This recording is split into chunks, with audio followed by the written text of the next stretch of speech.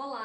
Hoje nós vamos fazer mais uma entrevista do projeto Cientistas em Rede. O convidado de hoje é o Paulo Otávio Laia e ele vai falar sobre museologia.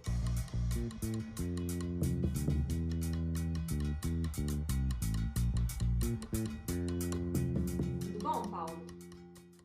Olá, Carol, tudo bom? Muito obrigado pelo convite. É sempre bom, né, a gente trocar em diferentes plataformas. A gente já tem aí uma série de trocas estabelecidas, né, pela Remai, por outros compromissos que a gente tem assumido juntos, né?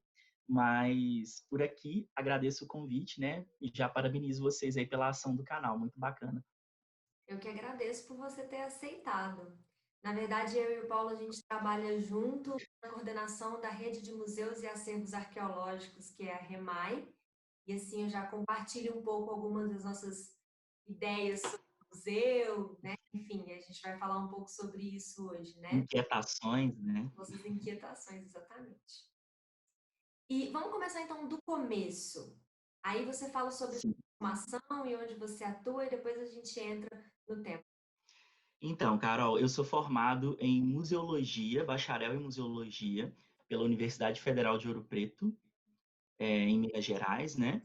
O curso de museologia da UFOP, ele foi criado na onda de cursos de museologia, né? De um período da política de museus no Brasil, articulada junto com o REUNE também, a expansão das universidades, enfim. Então, foi um período que a gente atravessou que político e social, né, que consolidou a expansão dos cursos de museologia no Brasil, também para a área da conservação e para a arqueologia também que se expandiu aí, né, com o Reúne. Então acho que esses cursos eles vieram para gerar algumas transformações e os frutos disso a gente está colhendo mais ou menos por agora, assim. Acho que tem muita gente formada por esses cursos que estão atuando, que estão fazendo frente, provocando novas ideias. Então acho que é interessante perceber como que isso já tem gerado um impacto tão a médio prazo, vamos dizer assim, né? Sim, concordo totalmente. E hoje você está atuando aonde? Bom, hoje eu atuo na área técnica, né? Por duas frentes principais, assim. Eu sou contratado de um instituto cultural, então eu estou à frente da gestão de um museu, é uma gestão executiva, né? Mas que está associada também a essa perspectiva museológica. E atuo também na parte da gestão técnica, atuando como técnico de museologia mesmo, né? Assinando projetos e, enfim, articulando com outros grupos a partir de uma empresa de consultoria que eu tenho também. Legal. Então vamos só dar um conceito básico. O que que é Sim. museu? O que é um museu, né? Eu não gosto. Museus são muitas coisas, né? Mas eu vou trazer duas ideias que eu gosto de pensar assim, o museu. E aí elas partem de alguns, né, de alguns pensadores, de alguns pensamentos, mas também partem de uma percepção muito pessoal mesmo que eu tenho do que seja um museu. Então eu entendo o museu, por exemplo, por duas perspectivas. Não só, mas eu acredito que existam duas que se pode ler o museu por uma perspectiva do espaço, do local, uma perspectiva técnica mesmo, assim, do que seja o museu, e por uma perspectiva do fenômeno. Então, o museu ele é um espaço, mas ele também é um fenômeno. Eu gosto de pensar isso porque o museu, para mim, ele é uma instituição que opera com discursos. Então, quando ele é discursos sociais. Quando ele é um espaço, um local, ele tem uma política, ele tem uma legislação, ele tem um conhecimento técnico, ele tem um conjunto de profissionais, ele guarda determinados tipos de acervos. Eu estou muito longe ainda, mas eu vou pousar esses conceitos. E quando ele é pensado como um fenômeno, é o exercício que eu acho que a gente tem que fazer de pensar que o museu é uma instituição que ele é fruto de um pensamento datado, né? Um pensamento orientado por uma filosofia recortada no espaço por um modelo de sociedade greco-romana, que é o que a gente ainda reproduz em grande maioria. Assim. Então, pensar o museu como uma instituição da memória, de guardar objetos de memória, está ligado a essa filosofia da qual a gente recebe muita influência hoje, ainda no mundo ocidental, dessa filosofia greco-romana. Posso contar a historinha Claro. não sei se a gente tem a historinha da mitologia, né, que vai orientar o pensamento do que é o museu, ela se funda no mito de Eurídice e Orfeu. A história do mito de Orfeu e Eurídice diz que quando ele vai até o submundo, né, o mundo inferior, buscar Eurídice, ele consegue conversar com a rainha do submundo para que ele devolva, né? Orfeu é um cantador de liras, ele canta lira, poesia, ele é um músico, e aí ele perde a sua amada Eurídice, ela é levada ao mundo inferior, ele vai, conversa com a rainha do mundo inferior, canta para ela, ela se delicia com o som dele, ele consegue resgatar a Eurídice e ele caminha com ela até a porta, a saída do mundo inferior. Quando a rainha do mundo inferior dá um aviso para ele, olha, você só não pode olhar para trás, você segue o seu caminho. Quando ele está para chegar na porta, ele olha para trás, a Eurídice se transforma numa pedra, uma estátua de sal e se perde pelo mundo. Ele, ao final da vida, tanto com toda a sua poesia triste, lírica, de perder a sua amada, ele também se desfaz num desfecho, ele se desfaz numa poeira que se esfarela pelo mundo. E o filho de Orfeu é Museu, filho de Orfeu com Mnemosine, que é a deusa da memória. E qual que é a função do filho de Orfeu? É buscar os pedaços do pai espalhados em poesia, cobriram a poeira, com forma de poeira, os objetos ao redor do mundo. Então, é uma visão poética, né, de entender que o museu, então, filho desse deus da poesia, da lira, ele vai buscar a poesia que se tornou como poeira nos objetos, nas coisas que são espalhadas pelo mundo. Trazendo isso para a ideia do que é o museu, né, que é esse espaço que recolhe objetos com um certo valor, a gente pensa que a mitologia né, ela vem se transformando tecnicamente até formar o pensamento que a gente tem hoje. E aí, por isso que é importante, eu acredito, a gente datar esses pensamentos, porque não existem só esses pensamentos, eles são os majoritários atualmente, né? Eles viraram epistemologias orientadas por uma técnica científica, mas esses valores filosóficos eles ainda nos orientam, porque essa visão poética que a gente tem dos cientistas do patrimônio, das instituições do patrimônio, né, do museu, que ele é esse espaço que vai pegar os objetos que têm um valor poético, um valor documental, documentá-los, tratá-los, expô-los e representá-los para as próximas gerações, né? Ou para as gerações do presente, enfim, são várias discussões. Mas eu entendo também que é interessante a gente fazer esse exercício de leitura, porque esse pensamento de guardar, de conservar, ele é um pensamento marcado no tempo por um grupo social. E aí, isso é a chave da discussão da gente pensar o que hoje temos nos nossos museus, né? O que temos representado, quais são os objetos, eles contam quais histórias, eles pertencem a quem, como eles são trabalhados, né? Então, acho que eu gosto sempre de iniciar essa discussão sobre museologia, sobre museu, entendendo que o museu, como instituição, ele é esse espaço que foi criado. Mas essa instituição ela é fruto, ela está diretamente relacionada a esse fenômeno, que é a linguagem museu para ser um representante, um veículo de representação dos discursos da memória, né? As nossas memórias são muitas, e transformar elas num texto inteligível, numa troca, talvez seja uma das funções do museu.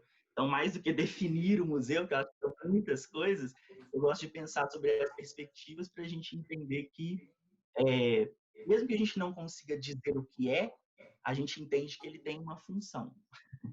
E pensar qual função é essa e como operar ela, eu acho que é fundamental para o debate público, assim, né? Não só dos museus, mas do patrimônio, da conservação, da arqueologia, de tantas outras coisas. Sim. Não, eu achei ótimo, porque eu acho que tem um lado de fascínio, né, que está sempre presente ali, que a gente às vezes, quando vai quando a gente vai falar sobre a nossa profissão, a gente tende a se ater à parte técnica.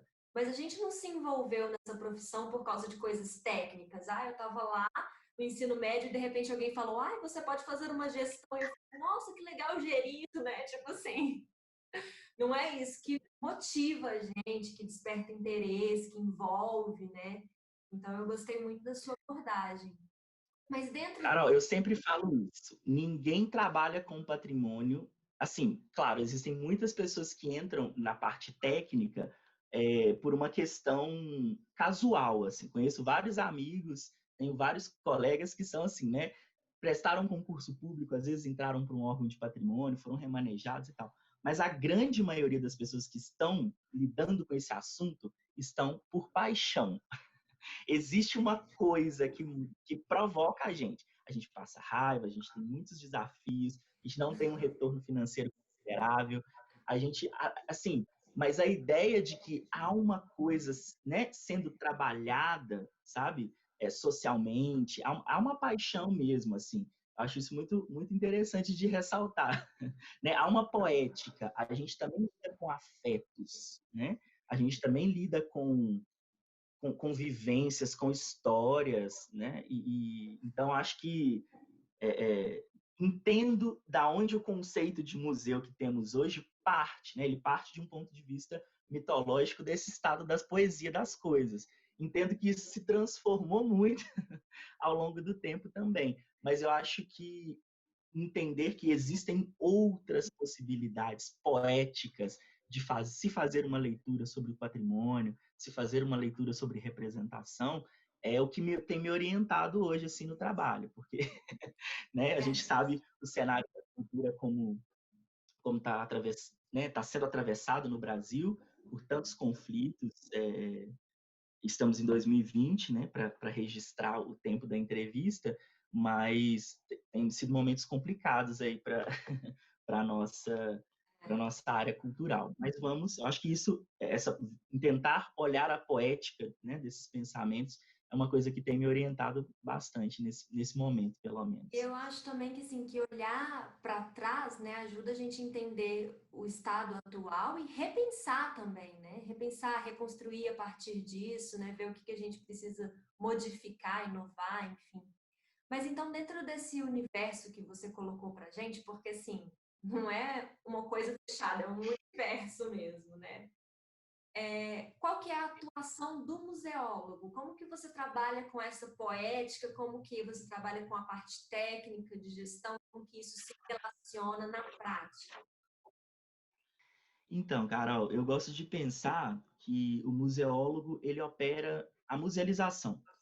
A musealização ela é um conceito que vai ser trabalhado por inúmeros autores teóricos da museologia, assim, no mundo inteiro, inclusive uma contribuição brasileira muito forte. A gente tem, por exemplo, no Brasil, a Valdisa Rússio Camargo Guarnieri, que foi uma museóloga, pensadora brasileira que contribuiu para o desenvolvimento da teoria museológica no mundo inteiro, assim.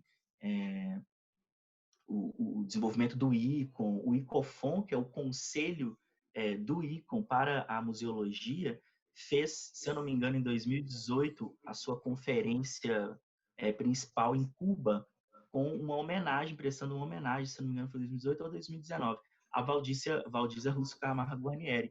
É uma autora assim, fundamental para o desenvolvimento da museologia enquanto conceito, sabe? Ela trabalha com a operação da musealização através do fato museal também, que é um conceito que ela desenvolve assim muito interessante. Para quem se interessar, né, fica aí a dica. Mas vamos lá, o que faz um museólogo? Ele opera a musealização. A musealização é justamente uma tentativa de fazer essa ponte entre esse museu instituição e esse museu fenômeno social. É interessante a gente falar disso porque tem muita gente que não conhece esses bastidores, né? Que não é da área, não está muito alinhada a esse processamento técnico. Então, quando os objetos estão ou chegam aos museus, né? Eles passam ou são formados, né? A gente chama essa parte de aquisição ou formação, eles passam por um tratamento técnico que envolve documentação, conservação, pesquisa, né? É gerada uma documentação, um dossiê sobre cada peça, sobre por que ela está ali, quem doou, como ela foi doada, ou como ela foi encontrada, né? Ou seja, existe todo um trabalho de pesquisa, de reconhecimento que é fundamental para inúmeros motivos. Para citar um, assim, por exemplo, peças que são furtadas, né? A gente é de Minas, é, convive com essa realidade já há bastante tempo, que é de ver em várias notícias assim, de procurados, várias peças de arte sacra. A gente tem um patrimônio produzido em Minas Gerais, né, que circula em mercados clandestinos de arte, enfim. Isso um cenário um pouco menos discutido no Brasil, mas fundamental que as instituições entendam que um dos passos estruturais que a gente pode dar para que isso seja reduzido cada vez mais, esse tipo de tráfico ilícito, esse tipo de circulação de informação ou de documento de forma não autorizada, é justamente um trabalho de documentação bem feito, né? Uma estrutura de documentação com informações daquelas peças, daquele contexto, registros fotográficos. O museólogo atua nessa parte, né? Mediando esse processo, essa busca de informações, e essas informações elas são trocadas com inúmeros profissionais da área da arquitetura, da área da conservação, da área da história, da área das ciências físicas também, né, duras, química, geologia, por exemplo. Aqui em Ouro Preto a gente tem um museu de mineralogia, né? Os museus são tantos, as temáticas são tantas, então é muito plural essa relação. Então eu gosto de pensar que o museólogo ele media a musealização, ele é um mediador, assim, né? Ele põe em contato diversos saberes, justamente para criar os 3 pontos, né, da musealização. O último seria a comunicação ou a extroversão. Então a gente tem a aquisição, esse processamento técnico, que é a documentação, conservação, pesquisa, e a ponta final desse processo, assim, que é uma das visões, né, seria a comunicação, a extroversão, esse conjunto de informações que se tem sobre aqueles objetos transformados em narrativas.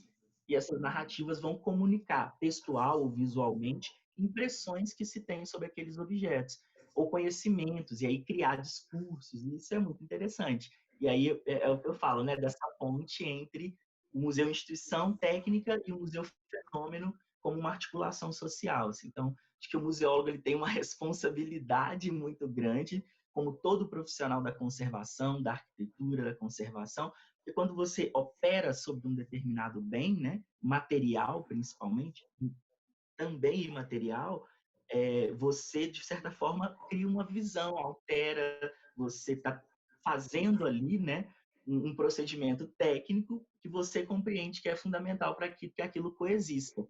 Então, eu não gosto, a gente parte dessa teoria, mas eu não gosto de pensar que a musealização é só isso, essa aquisição, processamento técnico e comunicação. Eu tenho a ideia de que isso é mais um espiral, sabe? Porque depois da comunicação, aquilo vai para o social, e o social rebate em tantas outras coisas, na gente profissionalmente, né? Na gente que está operando isso, nas instituições, nos discursos. Então, para mim, isso está tá girando em espiral, assim, sabe? Porque muitas exposições são feitas de temáticas, hoje, por exemplo, né? Os museus vão sendo criados e, assim, se a gente continuar coexistindo nessa lógica de pensamento, muitos espaços de memória ainda vão ser criados no futuro. As pessoas falam assim, mas criar mais museus, já temos tantos museus, mas a gente vai chegar ainda numa discussão sobre descarte ou sobre ressignificação, né? Mas eu acho que lidar com a materialidade ou com a imaterialidade, no sentido da gestão, é pensar que essas coisas estão sendo transformadas quando elas voltam do social, né? Então, algumas coisas que faziam sentido ser contadas ou eram contadas sob um determinado sentido há anos atrás, hoje estão sendo ressignificadas. E o nosso tempo presente hoje será ressignificado, né? Então, acho que entender que essa mediação, ela não é linear, ela é circular, é super importante. E aí é o que eu falei um pouco mais cedo, né? O que tem me orientado hoje é justamente isso, porque essa filosofia ocidentalizada de pensar a memória, ela é muito linearizada, né? É como se o único contexto de pensamento que a gente pudesse existir fosse esse ocidentalizado, capitalista, greco-romano.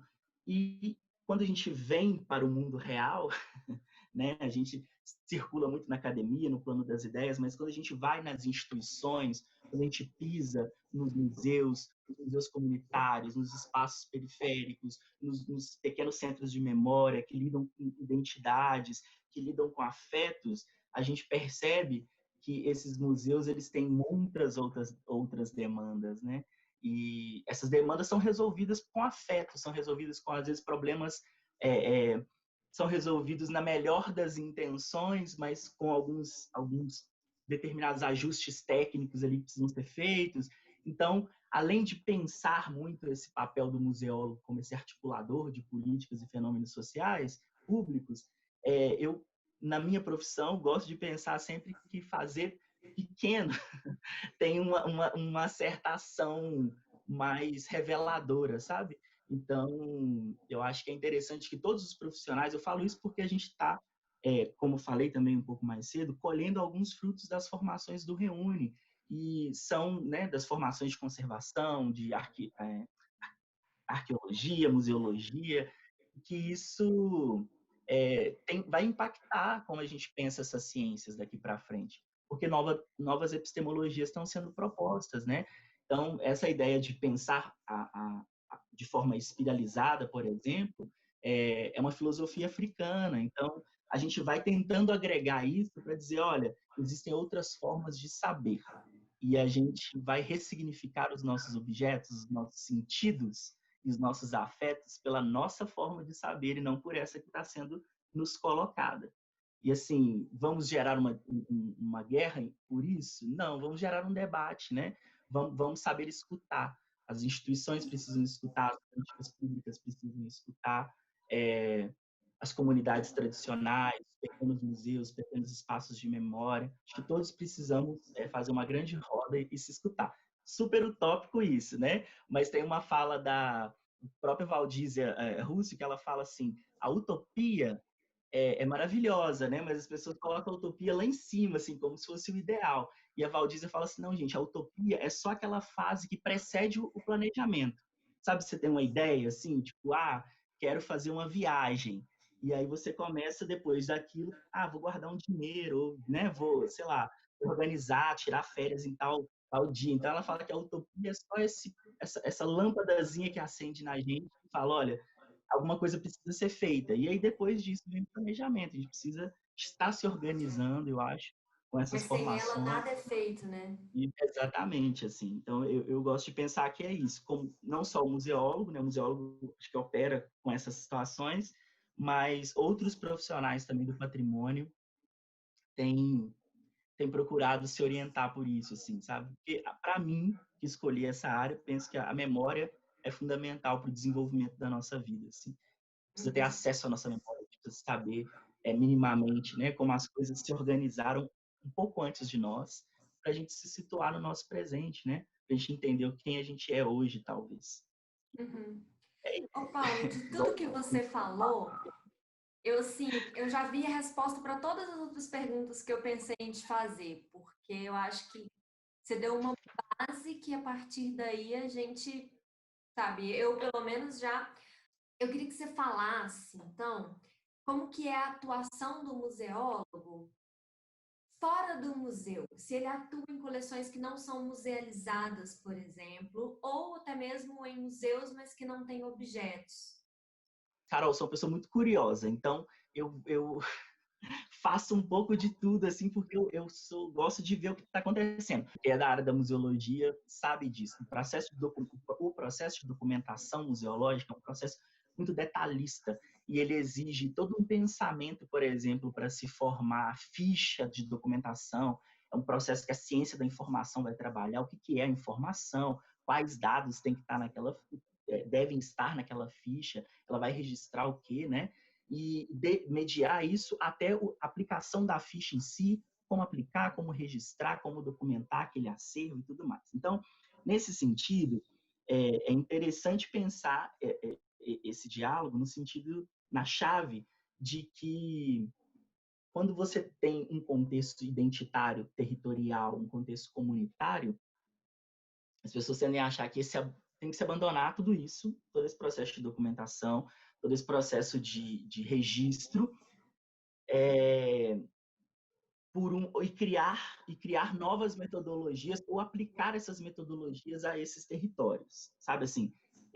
Ainda isso é uma coisa que está sendo construída, eu acredito. Eu percebo que existem algumas correntes teóricas e práticas que vão lidar com a museologia, com a conservação, ligadas a povos tradicionais, a territórios, a contextos comunitários, em que não há um acervo, né? Como você falou, não há objetos, mas há um território e há uma dinâmica das pessoas com esse território. Então, por um lado, há um movimento de se pegar toda essa metodologia tabelada, né, cartesiana, e aplicar para os contextos de pessoas, contextos de fluxos ou contextos de afetos, vamos chamar assim, né? Para esses museus sem objetos, para esses espaços de memória sem objetos. Mas, enfim, esse movimento, ele dá errado, ele não dá certo. A gente sabe que ele não dá certo. Então, eu acho que é um movimento que as pessoas já estão começando a abandonar. Por outro lado, há um movimento de contato que eu acho muito interessante, que aí eu estou nesse processo de entendimento, né, como isso está sendo feito, enfim, são orientações que a gente vai desenvolvendo teoricamente, tentando aplicar na prática. E tive a oportunidade de fazer um estágio aqui em Ouro Preto, na época da minha formação, no Ecomuseu da Serra de Ouro Preto, né? É um projeto comunitário super interessante. E nesse projeto, a gente discutia isso, como aplicar, como desenvolver, como conversar, como dialogar, né? Com esse território, trazendo uma leitura técnica para essas pessoas. E aí, nesse momento, é interessante a gente entender que essas pessoas também têm uma leitura sobre o seu território, né? Elas também criam relações de afeto, de memória, de uma série de coisas que às vezes perpassam por outras dinâmicas que a nossa ficha catalográfica não vai dar conta.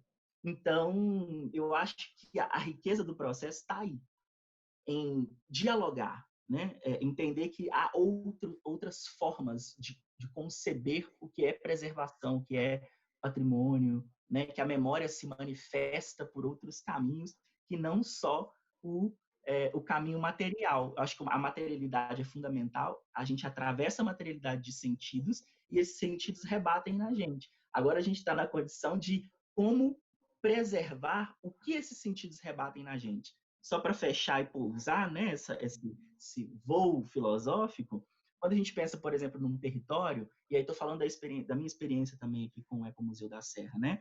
Esse território é um território que ele tem uma certa biosfera, ele tem uma vegetação, um relevo, ele tem uma certa condição ambiental que permite que determinadas trocas daquelas pessoas sejam feitas, né, naquele ambiente. Ele tem registros arqueológicos, ele tem registros patrimoniais consolidados, institucionalizados. Então, se aquele ambiente também sofre muitas alterações no sentido ambiental, no sentido de poluição de lixo, de empreendimentos imobiliários, né?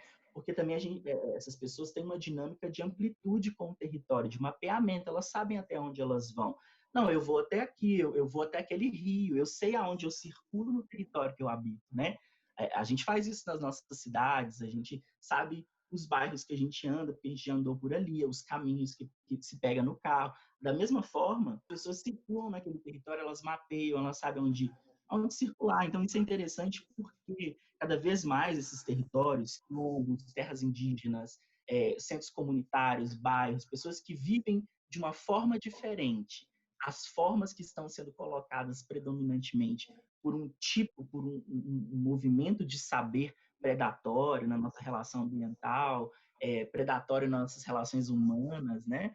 Nas nossas relações com os objetos, esse tipo de saber ele não está sendo aceito por uma série de grupos, né? E esses grupos vão fazendo frente a isso, resistindo, marcando seus espaços, marcando seus rios, marcando seus saberes, né? Suas árvores, suas plantas, porque não adianta a gente pensar que um quilombo preserva raízes das religiões matriz africana, por exemplo, né? E para as religiões de matriz africana, as folhas, por exemplo, têm um papel fundamental de poder, de cura. E aí, se você desertifica todo o ambiente em volta de um quilombo, né, com empreendimentos imobiliários, rodovias, ferrovias, você corta aquilo de uma outra dinâmica, destrói aquele meio ambiente, não é só aquela folha, aquela árvore que está sendo rompida, estão sendo rompidos ali laços de saber, de relação com o mundo. Então, eu acho que, nesse sentido, não é só o museólogo, né? É uma discussão muito maior, assim, mas da mesma forma que, para pousar de novo, né, que o museólogo pode fazer dentro da instituição esse caminho de estar na instituição e reconhecer o que eu preciso aqui para desenvolver os saberes daquela coleção, num ambiente territorial, ele pode mediar aquilo. Então, trocar, dialogar com uma comunidade, entender quais são as demandas dela,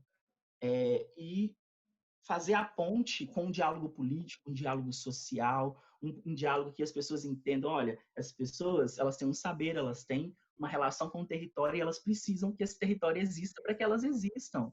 Calma, né? Existem outras formas de habitar esse planeta. Vamos respeitá-las. Sim. Ô, Paulo, eu gosto muito, assim, dos seus voos filosóficos, tá? Eu acho que isso é o ouro. Mas, assim, só pra gente, pra eu ver se eu entendi, assim, um pouco, para eu fazer relação, então, com o que a gente tinha pensado, na verdade, eu acho que você falou lá no início sobre a sua atuação como consultor, e nessa sua consultoria você faz coisas que são fragmentos de toda a atuação do museólogo, né? Então, nisso, atuar com a documentação, como você tinha falado, com a qualificação de alguns espaços e tudo.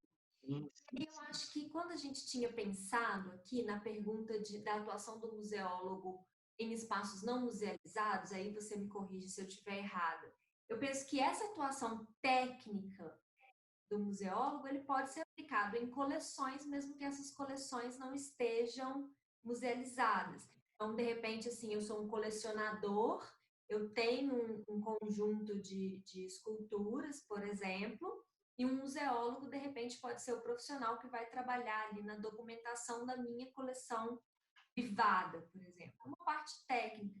Mas eu acho que pela sua fala, isso fica muito secundário, porque é como se a grande questão mesmo fosse essa função social Missão pública, né? da missão pública, exatamente. É claro que você pode Eu sou fazer esse dramático, trabalho, Ana. né? Desculpa, Carol. Eu sou dramático. Eu sempre levo por esse lado da missão pública. Mas eu posso falar também um pouco da atuação profissional, se você quiser, Não, assim, não direto. quero. Eu acho que o ouro está nessa função pública mesmo. Eu acho que se não fosse por isso, a gente nem tinha feito um canal, a gente tinha continuado dentro dos nossos ateliês entre quatro paredes. Então, eu acho que é isso que a gente quer seguir. Mas é só para deixar claro para as pessoas que essa atuação técnica ela pode acontecer também fora dos museus. Agora, depois de tudo isso que você falou, e eu acho que o mais importante, assim, para mim, né? Porque cada um vai tirar o que é mais importante para si a partir da sua própria experiência, né? Mas para mim, o que é mais importante de tudo isso é quando você fala de ressignificar, de ouvir também o que as pessoas trazem e repensar o que a gente tem feito. E aí, nisso, eu pensei também sobre os problemas ausência do museólogo dentro de um museu. O que você acha? Como que reflete como que o museu perde na falta de ter um museólogo na sua instituição, no seu corpo técnico? Eu queria que você falasse do seu ponto de vista mesmo filosófico, bom, tudo mais. Quais são as desvantagens de não ter um museólogo no seu corpo técnico? Então, para seguir, voltando naquela base, né? Museu espaço, museu fenômeno. Eu acho que quando o museu não tem uma equipe técnica, e aí vou, né, puxar a sardinha para a minha rede, que possa ser mediada por um museólogo consciente desse processo de mediação de saberes, né? Ele perde no sentido de que ele se torna uma instituição, um espaço, talvez só para exemplificar, assim, né? Trazer um conceito mais no chão. Depositário, reservatório, né? Um espaço que tem... Ele organiza os objetos dentro de um sentido, pode ser um sentido histórico. Então, muitos museus, você entra, tem o objeto mais antigo que eles têm na coleção até o mais recente, né? Então, assim, ainda se tem muitas casas que fazem essa leitura, muitos espaços que têm essa leitura. É uma leitura que funcionou durante um tempo. Enfim, não quero entrar nessa discussão. A situação quando um espaço tem um museólogo consciente desse processo, ele pode olhar para essa coleção, né, ou para esse território, e trazer esses mediadores, trazer essa discussão para o campo de vista, para o campo da discussão da política pública, por exemplo. Não, olha, a gente tem um museu municipal, esse museu não tem ninguém, às vezes só uma indicação, entra prefeito, sai prefeito. Vou falar das realidades que eu já vivi, assim. Entra prefeito, sai prefeito, e o museu tem ali... Gente, nada... Não estou fazendo um apelo pejorativo, não é isso. A situação é o seguinte, é uma realidade, a gente observa isso. Então, os pequenos espaços de cultura municipais em Minas Gerais, muitas vezes, por uma administração municipal, eles são feitos por indicação de pessoas que são ligadas a artes. Então, por exemplo, tem uma senhorinha que é muito, muito legal, de uma família tradicional da cidade, ela é colecionadora, ou ela é colecionadora de artes, ou é ligada a esse mundo artístico, ou era bordadeira, ou era pintora, alguma coisa assim. Ela é convidada pelo prefeito ou para fazer administração de museu, ou se ela tem posses, depois dessa coleção, essa biblioteca, tudo isso, tudo que ela vai formando materialmente, a família se desapega, doa aquilo, ou aquilo se forma numa instituição municipal da memória daquela pessoa, com aquela coleção, né? Ou seja, ela se torna um recorte do tempo que ela é. E aí, se você não tiver um profissional dentro dessa instituição que vá fazer essa leitura de pensar, olha, isso é um espaço marcado, datado no tempo, ele precisa de um processamento técnico. Não, é um espaço com livros, por exemplo. Então, a gente precisa de um conservador que tenha especialidade em papel. Como que eu faço, então, para contratar um conservador que tem especialidade em papel? Eu preciso ir na prefeitura, eu preciso conversar com o RH, eu preciso conversar com o prefeito, com o secretário de planejamento, eu preciso ver como é que está o orçamento para a área da cultura, se a Secretaria de Cultura existe um Conselho de Patrimônio, ele tem recurso, ele tem fundo. Ou seja, existem caminhos técnicos, eles são burocráticos, eles são lentos, mas existem caminhos para isso ser feito. A questão isso está sendo feito para quem, por quem? Porque esses pequenos espaços de memória, eles representam para quem? Por que eles estão abertos ao público? Por definição legal, o museu, além de ser um espaço que arquiva, organiza, guarda, comunica objetos, materiais, né, da memória de um território, de uma população, ele também tem que, para ser considerado museu, ele tem que ser um espaço aberto ao público. Então, o museólogo pode sim atuar para trazer um pouco aquela discussão. Ele pode sim atuar com coleções privadas, né? Ele pode ser contratado por um colecionador para documentar a sua coleção historicamente, isso, né? Como prestando um serviço técnico. Isso é super possível. Mas, a partir do momento em que essa coleção ela é musealizada, ela está num museu, numa instituição, seja um centro de memória, seja um território, ela tem uma função pública. E aí o museólogo atua na operacionalização da musealização na instituição. Essa ponte com o museu fenômeno, ela é fundamental. Porque aí é quando ele vai operar justamente esses discursos sociais, trazer as pessoas. Então, a falta de um museólogo no museu, para mim, ela é, assim, muito fundamental para a gente entender como que as nossas instituições também estão sendo tratadas, né? Começar a refletir e buscar caminhos. Vamos fazer frente a essa situação, propor mais cursos, propor uma formação que dialogue mais, que troque mais, até entre essas instituições. Né? Assim, quantas vezes a própria conservação não conversou com a museologia não conversou com a conservação, museologia com a educação, o pessoal da comunicação, né? Eu acho que a gente ainda precisa também se fortalecer em redes, né? E eu fico pensando também que a falta do museólogo, então, dentro dessa questão de estabelecer essas pontes, né, é o que faz principalmente o museu acabar se tornando um espaço de deposição de coisas velhas. E aí, quando não consegue estabelecer essa conexão real com a sociedade, é que o museu deixa de fazer sentido. E aí, quando ele está ali isolado da realidade presente, isolado do cotidiano das pessoas, é que a gente fala, ah, mas para que tanto museu? Não precisa abrir mais museu, não, já tem museu demais. Porque Exatamente. sem o profissional qualificado, o museu realmente não consegue fazer sentido, né? Ele deixa de ter motivo para existir ali mesmo.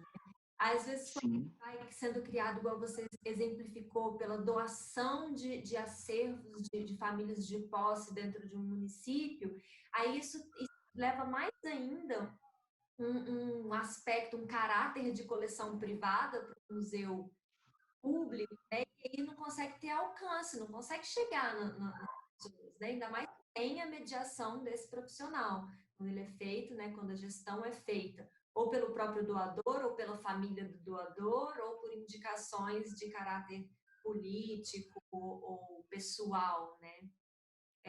E aí, sim, não sei, eu enxergo assim, que a falta do museólogo, ele leva ao ponto do museu ficar sem sentido e sim.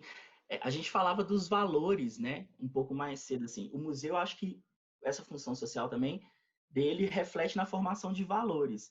E se você não tem um profissional na instituição, tô falando que tem que jogar tudo fora dos espaços municipais, dessas famílias colonialistas, né? Senhoras, donas de escravo, famílias do interior de Minas, barões do café. Não estou falando que tem que pegar toda essa coleção e jogar ela fora. Se as pessoas querem continuar preservando a história e a memória desse tipo de gente, eu acho que tem que ser mediado, assim, sabe? Beleza. Então, vocês acham que isso, agora já que é patrimônio, já que é uma coisa que tem um valor para vocês, vamos pelo menos atravessar ela por sentidos sociais do contemporâneo. Não estou falando porque eu estou falando do tipo de coleção, por exemplo, que se tem nesse tipo de museus, né? Estou fazendo uma super crítica aqui agora e parece que eu sou contra os museus municipais. Não é isso. A questão é, esses objetos têm que ser atravessados por novos sentidos, como você mesma colocou.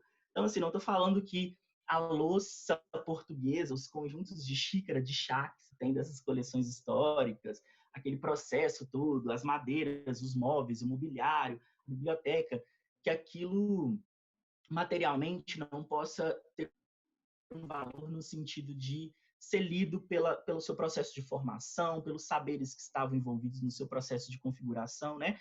A gente sabe que a porcelana, a faiança, uma série de outros elementos de cultura material, elas são feitas também no período histórico. A gente tem arqueologia que estuda isso desde, né, os tempos mais remotos. Então, isso também diz sobre uma relação do homem com o seu fazer, o seu saber fazer. história da Então, quando a gente tem técnica, a né?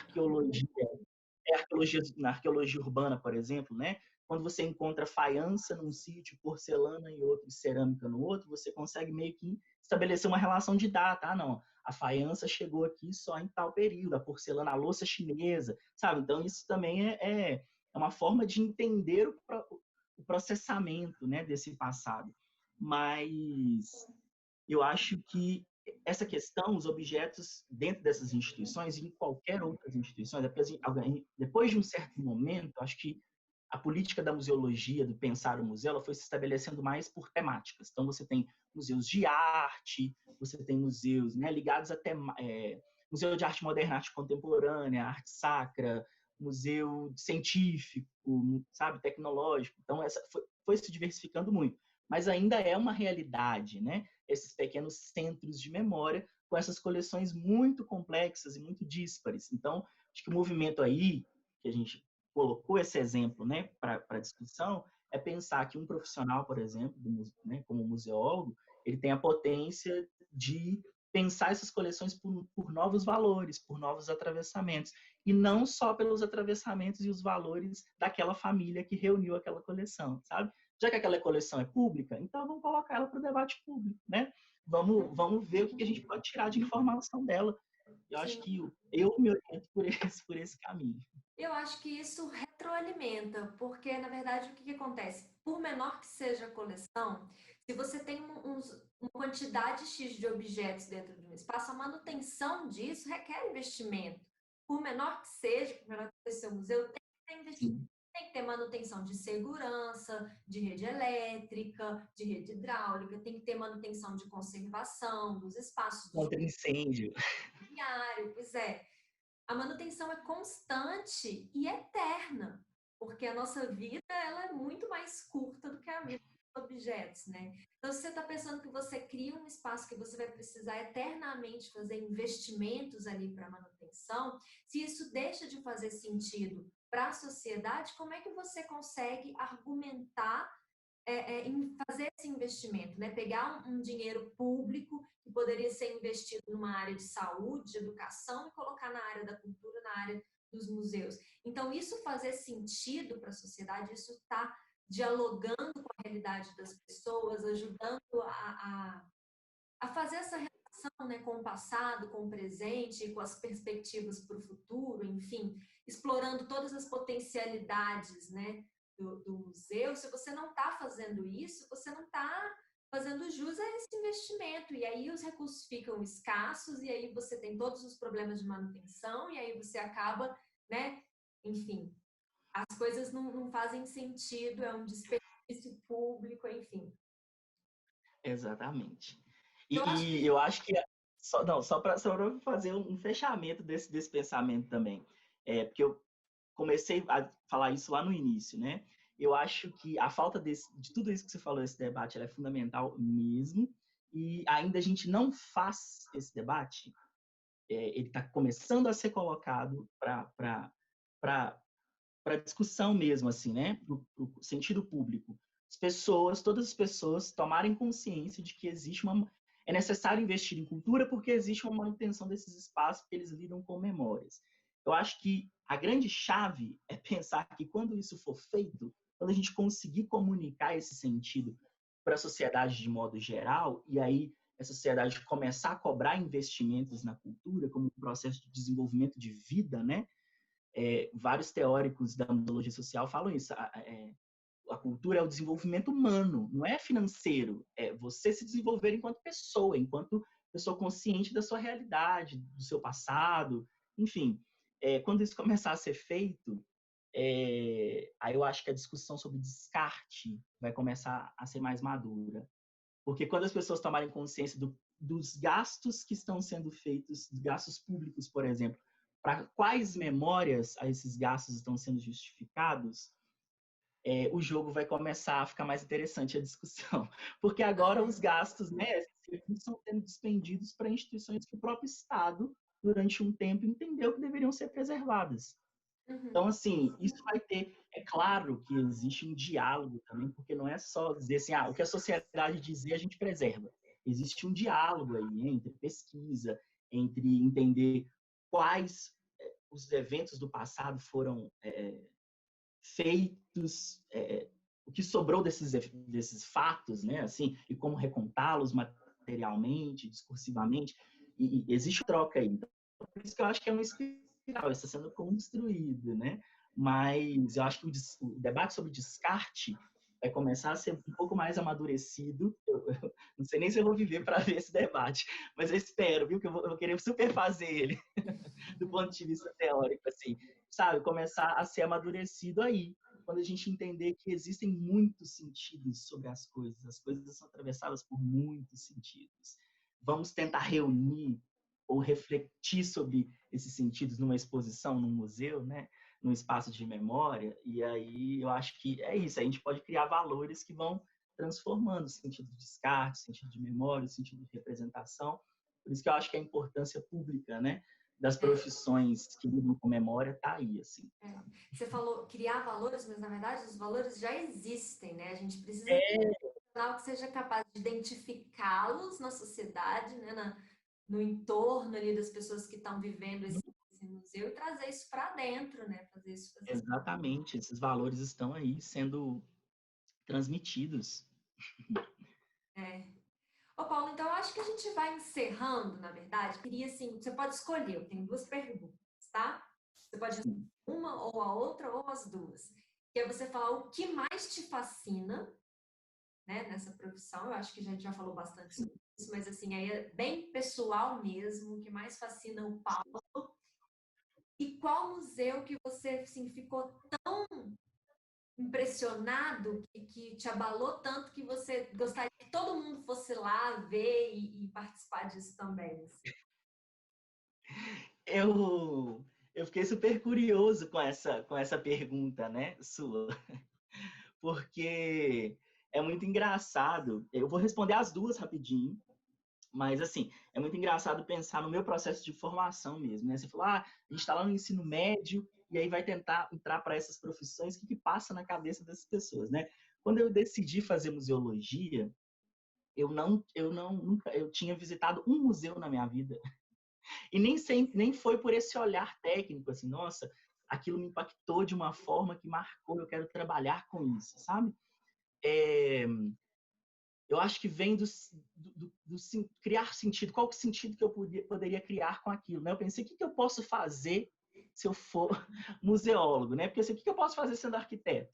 Talvez iria para arquitetura, assim. Tinha uma pressão dos amigos para ir para arquitetura. Falei, o que eu posso criar? Não, prédios, casas, projetos, né, e tal. Mas aí quando eu pensei assim, o que eu posso criar se eu for um museólogo? Né? O que eu posso fazer? É, eu não soube responder. E aí eu falei assim, eu vou lá ver, então. Vou lá ver o que eu posso fazer. Eu não sei, ué, não sei o que faz. E aí me arrisquei. E hoje, o que mais me fascina, eu também estou aprendendo o que eu posso fazer com isso, com essa formação, sabe? Então, hoje, o que mais me fascina nessa profissão é lidar com a diversidade, sabe? Assim, justamente com essa troca de conversar com pessoas que são muito técnicas. A gente está, né, Carol, na Remai, a gente está se articulando por outros caminhos e eu gosto do discurso técnico, uma pena que a gente não pôde debater isso aqui, né, também pelo tempo com mais profundidade, assim, mas eu também gosto do discurso técnico, gosto de pensar nos protocolos, no que serve para cada coisa, sabe? Assim, eu acho que isso é um debate super interessante, gosto da área de documentação, mas para mim, hoje, o que eu acho mais incrível na profissão é lidar com a diversidade. Então, o debate técnico, esse debate super, né, dentro das caixinhas, cartesiano às vezes, mas também flexibilizar isso por estar em contato com o debate humano, com o debate social, entender que, tipo, ai, gente, será que a gente vai dar conta de conservar isso tudo, de guardar isso tudo de materialidade que a gente já tem até agora, mais as que vão ser produzidas daqui para frente? Não sei, tá difícil. Então, essas angústias a gente vai compartilhando, vai trocando, enfim. Então, acho que essa diversidade, lidar com a diversidade, para mim, é uma coisa mais interessante da profissão. E um museu que eu. Por que eu fiz essa primeira introdução? Margot veio se despedir. É, porque depois que então eu comecei a ir mais aos museus depois que eu me formei, né? Depois que eu comecei na museologia. Então ficou muito chato, né? Porque a gente sempre faz uma leitura técnica, sempre vou entrar nos espaços e ver como que está a iluminação, como estão as cores, como os objetos estão dispostos, assim, Eu falo que a gente sempre, tem que sempre. visitar duas vezes. Tem que ir uma com olhar técnico, depois uma. Não, como a gente se perde muito querendo captar aquela poética, né? Mas assim, aí, né? Então, nesse sentido, não sei se tem um museu assim que me abalou, sabe? Mas as experiências que eu tive com museologia comunitária foram muito interessantes, assim, porque é isso, né? Às vezes as pessoas falam assim, eu conheço alguns projetos de museologia de processos comunitários e de processos territoriais, né? Enfim, indígenas. E aí as pessoas falam assim, ó, tá vendo esse rio, né? Esse rio é importante para a gente, porque além de pescar aqui e tal, vão fazendo uma descrição, né? Daquele ponto geográfico, daquela vista, daquela colina. E aí, eles transmitem o que eles sentem. Não, aqui a gente se sente bem, porque, sabe, tá vendo esse ventinho que bate, sabe? Então, assim, as pessoas estão mediando o processo de vida delas. E aí, às vezes, a gente sente aquele ventinho batendo e fala assim: não sei se eu tô sentindo igual aquela pessoa, mas eu estou sentindo alguma coisa, né? Então, acho que os museus sociais, eu sempre indico por isso. Se você não captar a experiência exata de como aquela pessoa ou aquela comunidade se relaciona com aquele território, por meio da língua, de algum saber, de algum fazer, por meio de um queijo, né, que é uma coisa mais material que um queijo, comer um bom queijo, mas também saber que você vai sentir alguma coisa, estar aberto a sentir, né? É por isso que os espaços de memória são trocas de afetos, né, acima de tudo. Então, eu indico um museu, para fechar, né? Indico, então, o Museu Comunitário Mãe Mirinha do Portão. É um museu comunitário, ele tem um trabalho, é um museu que é reconhecido como um ponto de memória pelo IBRAM, pelo ainda vamos resgatar o Ministério da Cultura. Tenho, tenho força de que a gente fé e força de que a gente vai conseguir resgatar o nosso Ministério da Cultura, é, inclusive com uma nova forma, mas o Museu Comunitário Mãe Mirinha do Portão fica em Lauro de Freitas, no bairro do Portão, na região metropolitana de Salvador. É um museu que trabalha justamente esse processo de uma comunidade religiosa, né, de matriz africana, mas que também está num território periférico da cidade, né, de Lauro de Freitas. E quando essas pessoas têm a dimensão do impacto da sua existência social no mundo, através da relação que elas estabelecem por serem de matriz africana, né? O seu pensamento está associado a uma relação com o território, com o bem-estar, com os saberes tradicionais. Essas pessoas, né, a Mãe Mirinha começa a impactar a vida daquele bairro. Ela começa a trazer equipamentos de saúde, ela começa a trazer, ou seja, ela vai gerando uma movimentação ali ponto de vista da memória, né, deixando rastros materiais também, por meio dessa filosofia de vida. Então, o espaço, a relação que aquele território tem, que as pessoas têm naquele território, com o seu entorno, com o seu social, vão sendo transformadas a partir de a troca de um saber, né, que é um saber ancestral africano. Isso é interessante porque hoje, quando a gente pensa nas nossas comunidades, nos nossos territórios, nos nossos bairros, né, quais os saberes que estão sendo trocados. Então, acho que visitar museus é sempre bom, a gente sempre troca, né? Eu hoje estou indicando um museu comunitário, que é o Museu Comunitário Mãe Mirinha do Portão, em Lauro de Freitas, que é um museu que eu acho que consegue transmitir, sabe? Vários museus comunitários, né, têm seus discursos, mas esse me comoveu de uma certa forma, assim, pelo impacto social que aquela instituição, hoje uma instituição de memória também tem um museu, né? Consegue se articular naquela sociedade, naquele grupo de pessoas. Então, deixo a dica aí para quem quiser conhecer. E visitem os museus com segurança depois da Depois pandemia, da gente. pandemia. Sabe, assim, a gente sabe que tem uma série de, né, instituições culturais abrindo na Europa e tal, mas é uma outra realidade, né? Aqui a gente tem que entender que sim, tem um impacto no turismo, tem um impacto na economia, mas a gente tem que entender também que existem outras ferramentas para que as nossas instituições permaneçam ativas, né? E a gente tem que lutar por essas ferramentas, para que num outro contexto de vida em que a gente possa interagir socialmente, a gente crie juntos, né, discursos aí para serem contados em exposições, museus, galerias, né? Isso, Isso é muito importante. legal. Ô, Paulo, assim, eu fiquei com vontade de trocar com você um museu que me desestruturou, não tem nada assim de Sim, indicação para ninguém ir, porque não seria a minha indicação de museu, mas é só porque quando você falou sobre a sua trajetória, eu lembrei mesmo disso, sabe? Porque eu também escolhi entrar na conservação e restauração para ver o que ia dar. Eu realmente tinha ido uma vez em museu também, foi no Museu de Arte da Pampulha, levada pela escola, estava tendo uma exposição do Dali, olha só. E foi a única museu na minha vida antes de entrar na graduação. Depois sim, da graduação, eu falei, mãe, mas a minha avó é feirante ali na feira da Avenida Supena, na frente do Palácio das Artes. Por que você não ia sempre, né? Você sempre estava na feira com ela. O Palácio das Artes funciona no domingo, né? e ela falou, Carol, Palácio das Artes, eu trabalhei a noite inteira, a gente acordou 3 horas da manhã, levou as coisas, montou barraca, trabalhou a tarde inteira, toda assim, vindo da Zona Norte, sei lá como é que eu ia entrar no Palácio das Artes desse jeito, sabe? Eu achava que eu não podia nem entrar, sabe? Quem era eu para entrar no Palácio das Artes, né? E eu fiquei assim muito encucada com isso, porque realmente foi assim, foi nesse contexto assim que eu cresci, assim, minha infância e toda nessa relação com os museus, como um lugar assim muito distante da minha realidade, muito distante.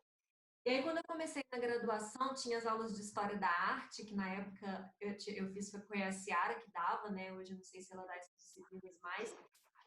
Mas ela ia falando sobre a história da arte, e aí ela fazia referência, não, porque aí tal obra e tal obra e não sei o quê. E sim, eu não tinha repertório visual. Era muito difícil para mim conseguir entender a história da arte, sabe? E aí eu tive a oportunidade de fazer intercâmbio pelo projeto Minas Mundi, que não tem mais na UFMG. Eu fui para Portugal e lá fiz uma viagem rápidas que a gente faz de voo de baixo custo, né? Fui para Barcelona e aí eu fui no Museu Nacional de Arte da Catalunha. E lá eles pegam um recorte, tipo assim, 100 anos de história da arte. Não sei se é sempre ou se tinha essa exposição lá na ocasião, sabe? Então pega lá desde 100 anos atrás e você vai caminhando por um tempo, uma linha histórica, assim, lá no Museu de Arte da Catalunha. E aí, quando eu entrei, fui vendo a mudança da arte, assim, ao longo de 6 anos, e conseguia lembrar das coisas que a Ciara falava, tipo assim, no primeiro período, eu percebi que eu era capaz de fazer conexões com o que eu já tinha visto, mesmo que antes aquilo não tivesse feito sentido. E aí eu me enxerguei sendo capaz de construir um conhecimento, entendeu? Parece que finalmente, quando eu entrei naquele museu, quando eu passei ali, me deu um estalo, eu falei, gente, eu entendo as coisas, sabe? Eu consigo entender, eu consigo fazer. E aí, sim, foi o grande momento, assim, de não, fazer conhecimento é quando você consegue estabelecer conexões com tudo, assim, com o que você já viu, mesmo que antes aquilo fosse, assim, aleatório, assim, na sua vida, né? Nada é aleatório, tudo depois acaba fazendo sentido, né? Sim, exatamente. E aí é interessantíssimo isso, né? Porque é, essas formações, elas são muito similares, né? Eu venho da roça, Carol. Eu sou do leste de Minas, de Manhuaçu, uma cidade super colonial, assim, né? Do período do café em Minas. É, mas, enfim, também não tive esse repertório formado, né? A gente tem que correr muito, muito, muito atrás, mas é interessante é, concluir isso. A gente não forma esse repertório, trazendo o exemplo da sua mãe, muitas vezes porque a gente não tem acesso, e não é só entender o acesso como assim, ela estava lá na porta, ela poderia entrar. É uma questão do acesso simbólico, né? É uma questão de você entender que como aquilo se comunica comigo, né? Como eu posso estabelecer conexão, como eu posso entrar no Palácio das Artes, né?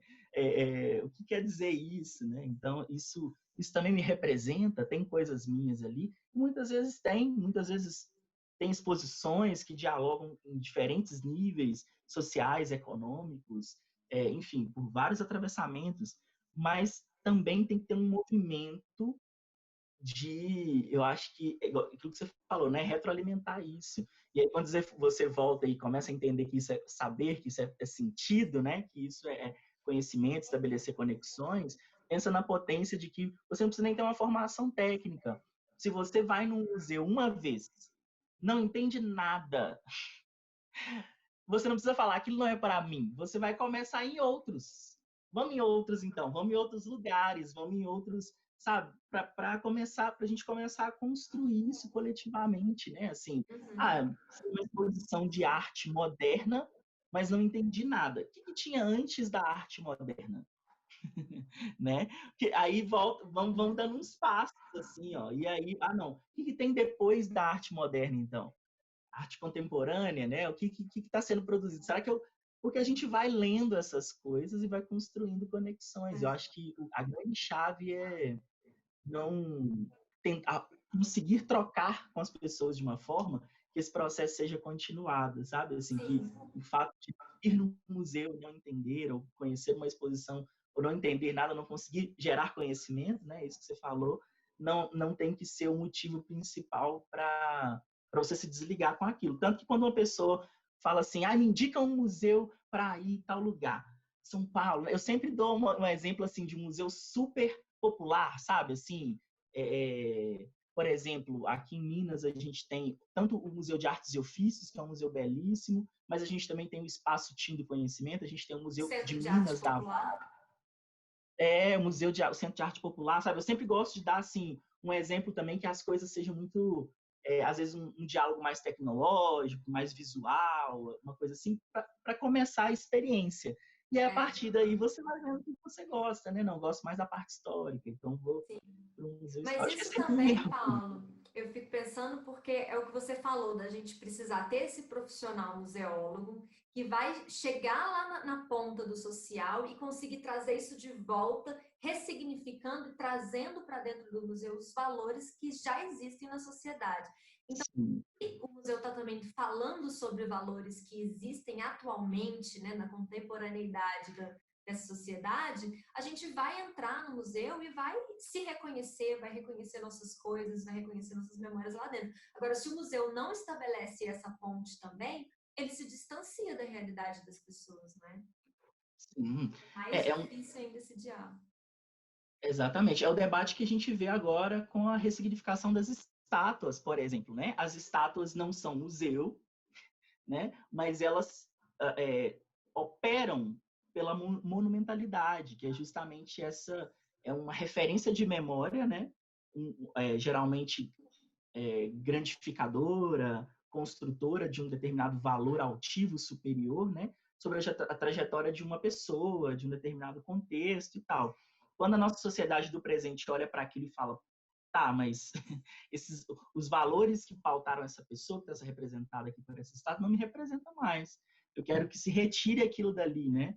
E aí, se isso não é feito de uma forma que, né, se as pessoas, como eu falei mais uma vez, insistem em preservar a materialidade disso, né? Se há um pacto social de que isso é importante para ser preservado, ok. Então a gente tira dali, leva para um espaço que possa ser discutido. Olha, é uma estátua de bronze, o bronze é feito por esse processo, por esse conhecimento, mas ela também representava uma pessoa que tinha esses valores nesse momento histórico, né? E aí que a pessoa reflita, pô, mas a pessoa pensava assim em 1770, em 1580, né? Será que tem gente pensando assim ainda? Né? É sempre esse ponto de questionamento, assim, só que isso tem que ser posto para debate, né? Isso Sim. tem que ser atravessado aí por uma mediação, com uma linguagem acessível, direcionada a vários públicos, né? Eu acho que essa, é o que eu falei, a utopia, né? A parte agora é somar esforços para planejar essa utopia aí, gente. A gente tem que Tamo junto, Paulo. possa ser o movimento, né? Isso aí. Eu acho que a gente vai ficando por aqui então. Você já cutucou, já beliscou, como você gosta de dizer, as pessoas, né? É, Bastante. gosto de dar essas beliscadas, assim, né? Trazer umas coisas assim, pra gente pensar. Eu acho sempre legal. É. Tem mais alguma coisa que você queria acrescentar? Acho que já. Então é isso, Carol. Eu queria agradecer muito pelo convite. Eu acho que essas trocas elas são muito importantes, né? Num momento como esse, em que a gente está também atravessando aí uma revisão de vários valores, né? Sociais, patrimoniais, culturais, de saúde, né?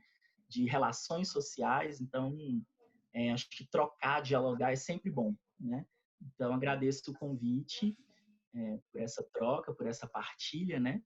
E é isso, a gente segue pela Remai, por aqui. Queria também parabenizar vocês pelo canal, né? Por estarem fazendo esse movimento de colocar esse debate em público, né?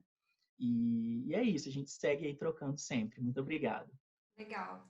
Eu que agradeço e eu queria pedir para quem ainda não segue o canal para se inscrever, às vezes ativar uma notificação também para ficar sabendo quando chegar um vídeo novo. A gente está no YouTube com os vídeos completos, mas a gente também tem um canal no Instagram, que agora a gente está lançando só vídeos curtos lá. E temos o Twitter também, para quem quiser seguir, fica aí a dica. Obrigada. Tchauzinho. Até o próximo. Tchau, gente. Muito obrigado.